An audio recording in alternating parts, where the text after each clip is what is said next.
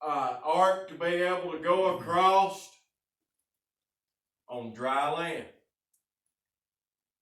They went in and they gathered up the 12 stones, and now think about what I just said there. Dry land. Jordan's rolling tide parted, and it stopped as the Ark of the Covenant went through. The second time that this had happened. Because remember at the Red Sea that the Red Sea had divided so that the Israelites could walk through on dry ground, and then Pharaoh's army got drowned. But they carried 12 stones out of the Jordan. Each tribe had one member that went in and picked up a stone. And each stone represented the tribe of Israel. That tribe being the tribe of Manasseh, being the tribe of Judah and Levi and Benjamin and so on. Each one had their own stone. And they were set up as a memorial. Set up as a memorial to remember. Set up as a memorial for people and generations to come. It said in children to come as they come to ask questions. And for the people to be able to answer the question as of why those stones stand there. As thinking about memorial, this is the way that they preserved the freedom for the children of God.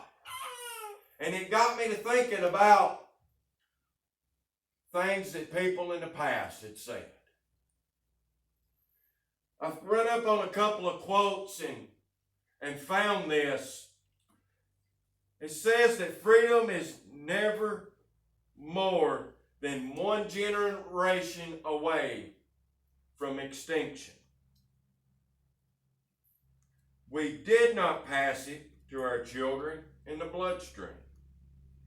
It must be fought for, protected, and handed on for them to do the same. Or one day we will spend our sunset years telling our children and our children's children what it was like, what it was once like in the United States when men were free. Ronald Reagan said that. Of course, I like Ronald Reagan. It might be something about the last name that I think that he's pretty neat. Yeah. But he's got a lot of quotes that really hit home. And if we want to protect the freedom of our religion, the freedom of being able to serve and to be able to talk and tell people about Jesus Christ, folks, we've got to do something in our own selves so that we can pass on this to our generations to come.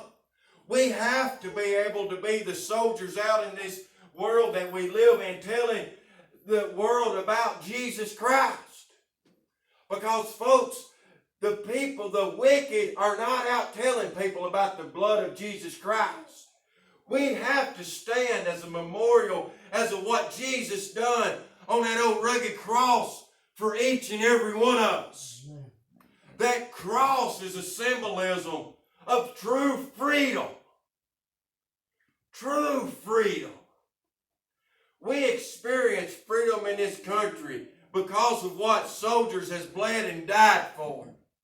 We also experience a freedom in this country by the blessing of God. I'm very thankful, don't get me wrong. I'm very thankful for what our men and our women have done for us in our past and they're still doing for us today. There is many that has shed blood so that you and I can be in this church house today serving God. Serving God. Many have done that, if men and women had not stood up for that, would we be here today?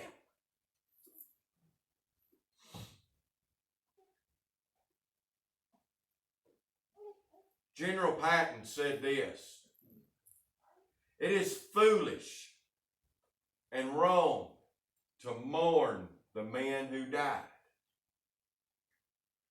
Rather, we should thank God such men live."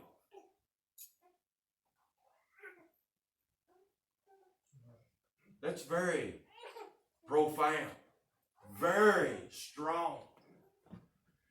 Now, folks, what are we passing on? What memorial are we passing on in our life? What can people say about us?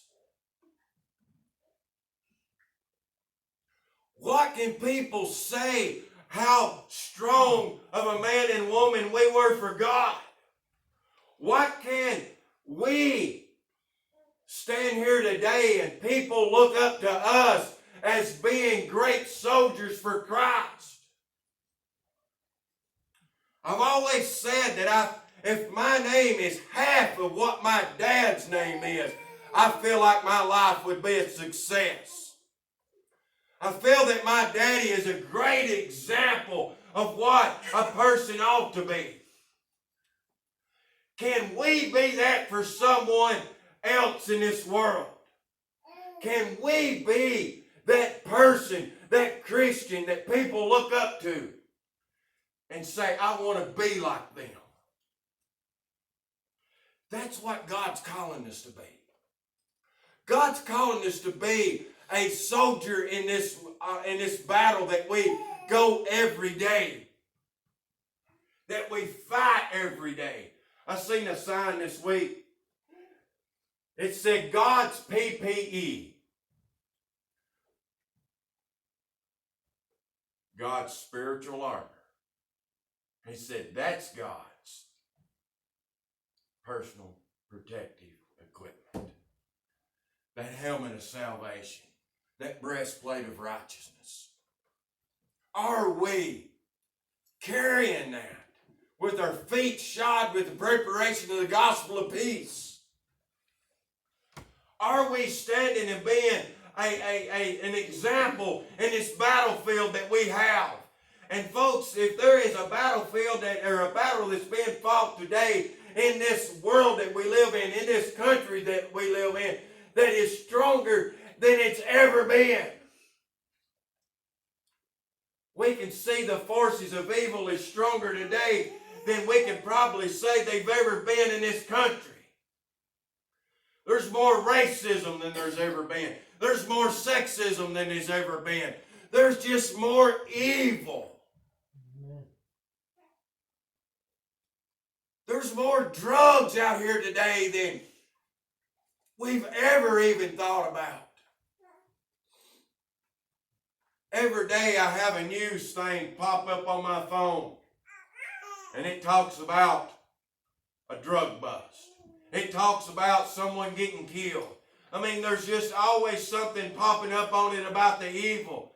And folks, if that's just a little bit of what is out here in this world, in which I know that the drug bust they have today, there's just more right behind it. There's more that they didn't catch. They are very bold about what they do. Evil is very bold. Are we being bold in our Christianity? So that the people can look and say about the memorial of our life. We look at General Patton as probably one of the greatest generals that was ever in our U.S. military. Is that something that he strived to be? Is that something that he set out to be the best, the greatest? He set out just to do his job. are we setting out to do our job? Every one of us is not going to be a General Patton. But every one of us can do our job. Every one of us can pass on this Christianity. Every one of us can pass on what Jesus has done for us. Every one of us can pass on our testimony as our memorial. What is people going to say about us? What does people say about us? I know we're not supposed to worry about what men think about us. Only worry about what God thinks. But folks, our human nature is we want to worry. We want to make sure that people think about that we're a good people. I know I want people to look at me that I'm a good person. I do. But if I please God, what's it matter? I have my moments in this life of worry that it's not Christian. And I pray that when I have those moments in my life that I am man enough, Christian enough to go to those people and say, I'm sorry. Because if we mess up and then we say we're sorry, that shows how big of a person that we are. Christianity is not about just being right. Christianity is also about being sorrowful in our mistakes and our shortcomings. Christianity shows that we have weaknesses because it's in our weaknesses where God's strength is glorified. Folks, we cannot win this war without Jesus Christ. I'm talking about the war in our own life. We fight battles every single day. Just as the men and women that has fought for this country that we so richly enjoy today. Tomorrow there will be no telling how many hamburgers and hot dogs and steaks cooked as people have Memorial Day holiday cookouts. Baked beans be eaten by the thousands of pounds.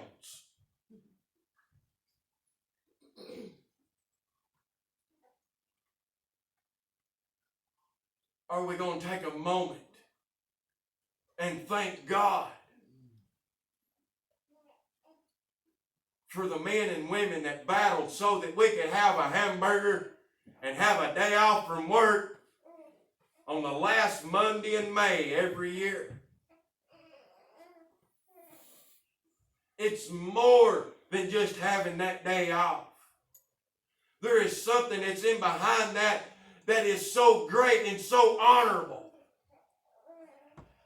Can we have the passion about Christianity as we have about getting a day off from work? Think about that for a moment. We get very excited about having that day off. Are we that excited about Jesus Christ?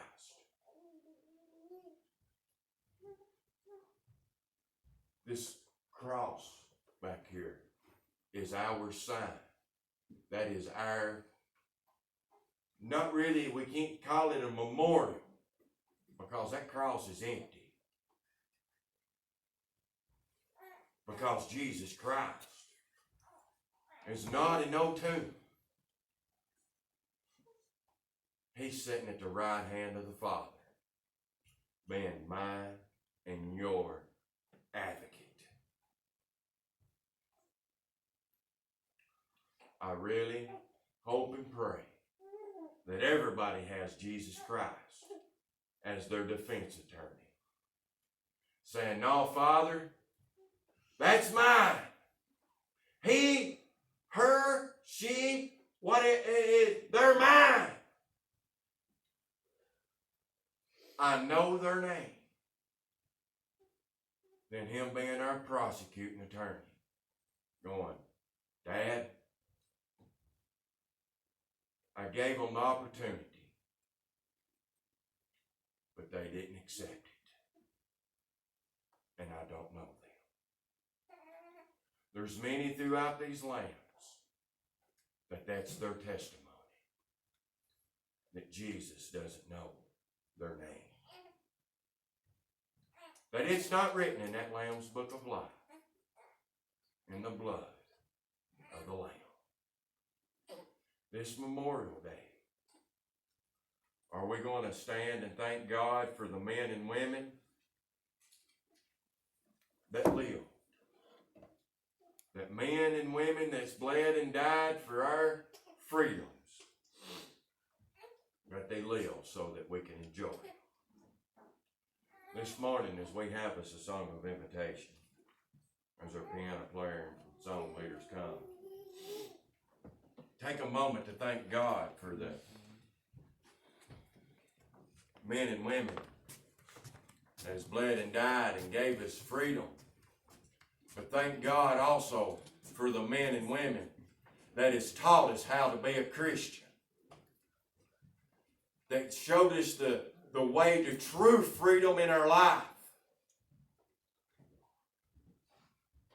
Yes, it's great to have freedom in this country, but it is very great to have freedom in our soul. As we stand to sing, 31. Would you come and pray?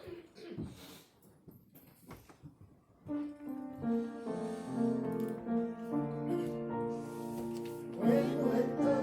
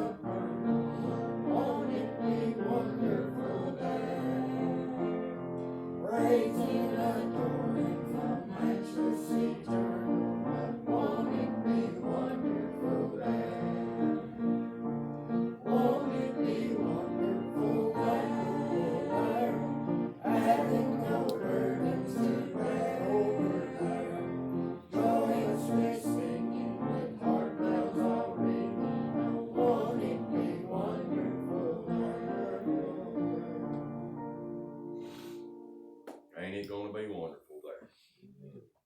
Anyone have a word up on their heart? Word of praise, word of testimony.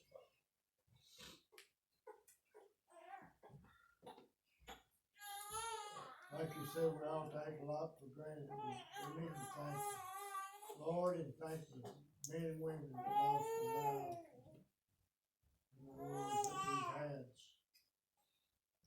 Amen. Amen. Bless you. Anyone else? My dad died in World War II. He's gone for 2 years. Yeah. I was on 5 years. 5 years. He left Mama with 3 little kids. Amen. Amen. Anyone else?